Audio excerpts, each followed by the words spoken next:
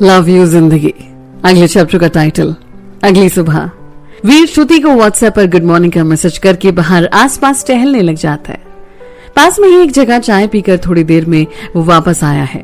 तब तक रोहित भी जाग चुका होता है। रोहित, मुझे क्यों नहीं उठाया? वीर, अरे तू गहरी नींद में था तो छोड़ दिया।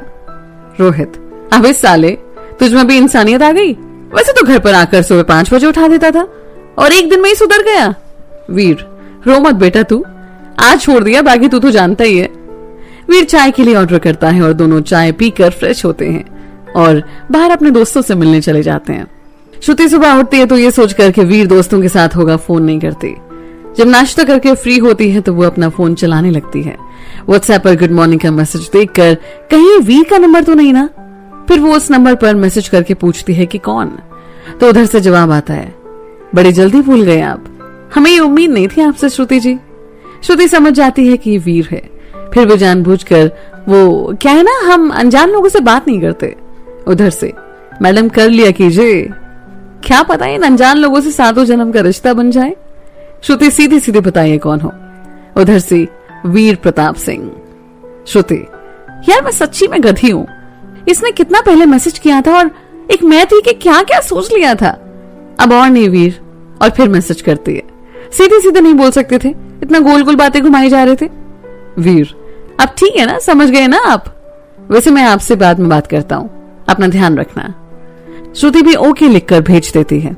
फिर वो रोहित को फोन करती है। श्रुति, कुछ मत बोलना और पहले वीर से दूर जाओ। रोहित वीर से दूर जाते हुए, हाँ बोलिए। श्रुति, रोहित एक हेल्प चाहिए थी आपसे। रोहित, बस हुक्म कीजिए भाभी जी। श्रुति, वो आप ये बता दीजिए कौन सी ट्रेन है और सीट नंबर। रोहित, ठीक है, हम आपको मैसेज कर देंगे। आप आ रही हैं क्या? श्रुति, हाँ रोहित, और बाय बोलकर फोन काट देती है। इधर रोहित भी खुश हो जाता है कि चलो इस बहाने दोनों की गाड़ी तो चल पड़ी। श्रुति सुबह घर से बाहर निकलती है और सबसे पहले बाहर एक फोटो फ्रेम वाली दुकान पर जाती है। वहां से वीर की फोटोज जो उसने चुपके से खींची थी वो अपने सामने ही उनका एक कोलाज बनवाती है और बाकी फोटोज भी निकलवा लेती है। फिर वीर के लिए एक हल्के नीले रंग की शर्ट खरीदती है और वहां से वो घर निकल पड़ती है। तब तक 2 बज चुके होते हैं। वो तैयार होकर स्टेशन की तरफ निकल पड़ती है। वहीं वीर सुबह अपने दोस्तों से मिलता है और एक दोस्त को लेकर एक ब्रोकर से मिलने जाता है। ब्रोकर उन्हें लेकर मयूर विहार जाता है, जहां पर वो कुछ फ्लैट्स दिखाता है जो रोहित और वीर दोनों को ही पसंद आता है। दोनों उसे फाइनल करके ब्रोकर को कुछ पैसे देकर और बाकी पेपर्स उससे तैयार करवाने को बोलता है। फिर वो दोनों अपने होटल जाते हैं और वहां से फ्रेश होकर स्टेशन के लिए निकल जाते हैं। 3 बजे के करीब दोनों स्टेशन के पास पहुंचते हैं। अभी ट्रेन आने में 2 घंटे का टाइम था। रोहित थोड़ा दूर होकर श्रुति को फोन करता है, जो कि पहले ही रेलवे स्टेशन के पास थी, और श्रुति को बताता है कि वो लोग वहां खड़े हैं। श्रुति कहती है वो बस 5 मिनट में पहुंच रही है और रोहित फोन काट देता है। वहीं वीर पहले ही सिगरेट पी रहा था। वीर, रोहित 2 घंटे हैं अभी, चल कुछ खा लेते हैं। रोहित, ठीक है, पर पहले एक सिगरेट मैं भी पी लूं, और वो भी सिगरेट जला लेता है। रोहित मन ही मन, श्रुति कहाँ रह गई, अभी तक आती नहीं। वहीं श्रुति पीछे से आती है और वीर की आंखें बंद कर देती है। वीर, श्रुति आप यहाँ कैसे पहचान लिया? अरे बस वो ऐसे ही, पर आप यहाँ कैसे? श्रुति, वो बस ऐसे ही, सोचा रोहित को बाय बाय बोल दूं। हाय रोहित, कैसे हो? रोहित, ठीक हो श्रुति, तुम कैसी हो? मैं भी ठीक हूँ। वीर, चले रोहित? श्रुति, कहाँ जा रहे हो? वीर, चलिए आप भी हमारे साथ। कहाँ जा रहे हैं हम? रोहित, अरे भाभी रिलैक्स, आपको अभी ससुराल नहीं ले जा रहे हैं। श्रुति, अरे कोई बात नहीं, वहीं चल लीजिए, कोई दिक्कत नहीं है मुझे। तीनों वहां से फिर रेस्टोरेंट की तरफ जाते हैं। वहां श्रुति सबके लिए खाना ऑर्डर करती है। तीनों बातें करते हुए खाना खत्म करते हैं और बाहर आ जाते हैं। श्रुति, वीर चाय हो जाए? वीर बस सर हिला देता है और तीनों चाय की टपरी पर चले जाते हैं। वहां तीनों चाय और सिगरेट पीते हैं और तब तक घड़ी भी 4:30 का वक्त दिखा रही थी। वीर, चले अब रोहित? श्रुति, मैं भी चल रही हूँ स्टेशन के अंदर तक। श्रुति, क्यों परेशान होंगी आप?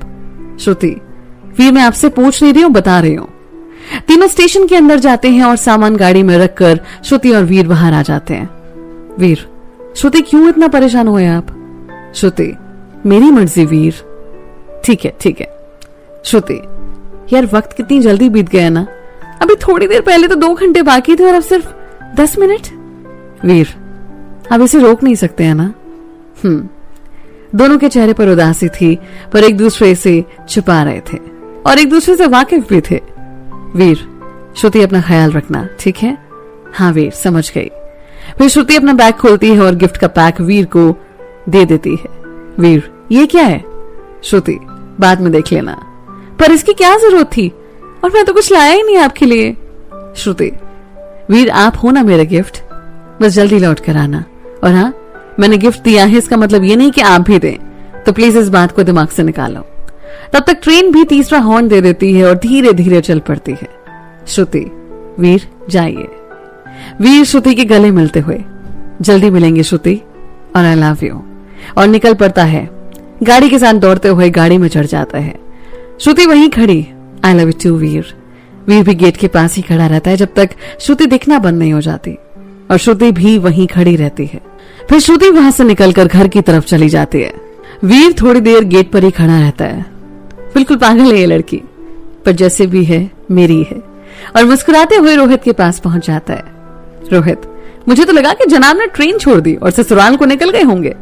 वीर, हाँ तो इससे ज्यादा सोच भी नहीं सकता है ना भाई। रोहित, भाई गिफ्ट क्या है, दिखा दो सही।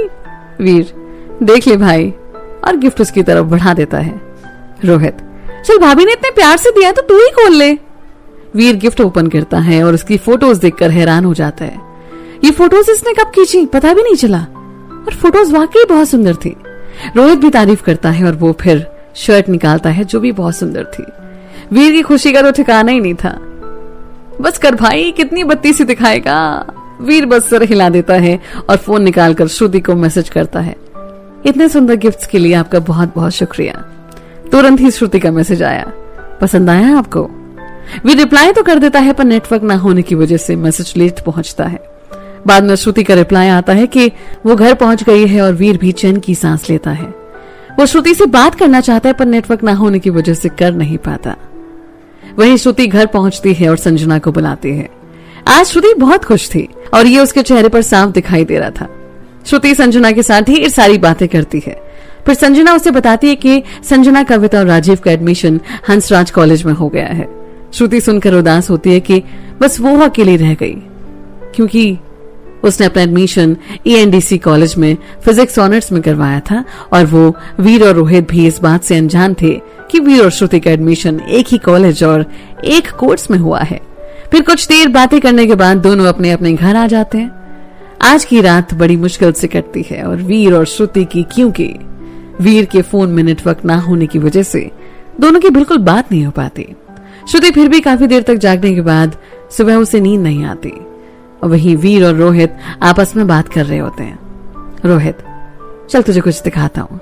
वीर, क्या भाई? रोहित अपना फोन वीर की तरफ बढ़ा देता है, और वीर एक बार फिर चौंक जाता है, क्योंकि उसके फोन में वीर और श्रुति की एक साथ की कई फोटोज थी। कई फोटोज में दोनों एक दूसरे की तरफ देख रहे हैं, तो कई फोटोज में वीर श्रुति की तरफ देख रहा है और वो कुछ काम कर रही है। फोटोज देखकर वीर खुश होता है। वीर, भाई तू तो खिलाड़ी निकला। रोहित, अब तेरे अलावा सब मेरी कद्र करते हैं। चल एक और चीज दिखाता हूँ, और उसकी तरफ कोक की बोतल बढ़ा देता है।